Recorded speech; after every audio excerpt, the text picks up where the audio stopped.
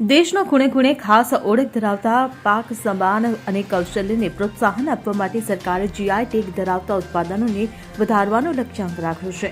કેન્દ્રીય વાણિજ્ય અને ઉદ્યોગ મંત્રી પિયુષ ગોયલે જીઆઈ રજિસ્ટ્રેશન ધરાવતા ઉત્પાદનોની સંખ્યા વર્ષ 2030 સુધી 605થી વધારીને 10,000 સુધી કરવાનો ટાર્ગેટ રાખ્યો છે.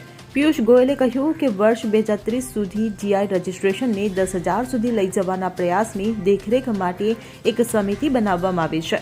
આપણી આકાંક્ષા એવી હોવી જોઈએ કે આવનારા 5 વર્ષમાં આપણે જીઆઈની વાત દરેક રાજ્ય અને દરેક જિલ્લા સુધી લઈ જઈ શકીએ. જીઆઈ ઉત્પાદકો કોઈ ખાસ ભૌગોલિક વિસ્તારમાં પેદા થતા કૃષિ, પ્રાકૃતિક અથવા માનવ નિર્મિત ઉત્પાદન જેમ કે હસ્તકલા અને ઔદ્યોગિક સામાન હોય છે.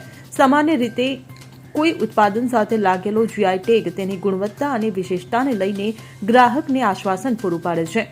જીઆઈ ટેગવાળા પ્રખ્યાત ઉત્પાદનોમાં બાસમતી ચોખા, દાર્જિલિંગની ચા, ચંદેરી કપડું, મૈસૂર સિલ્ક, કુલ્લુની સાલ, કાંગડા ચા, તંજાવુર પેઇન્ટિંગ, લખનૌની જરદોશી, પાટણનું પટોળું વગેરેનો સમાવેશ થાય છે.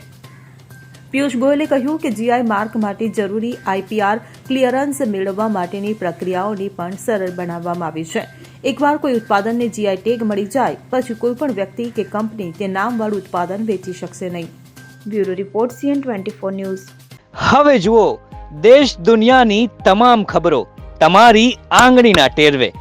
ઉઠાવો મોબાઈલ અને Google Play Store પરથી ડાઉનલોડ કરો અમારી CN24 ન્યૂઝ મોબાઈલ એપ.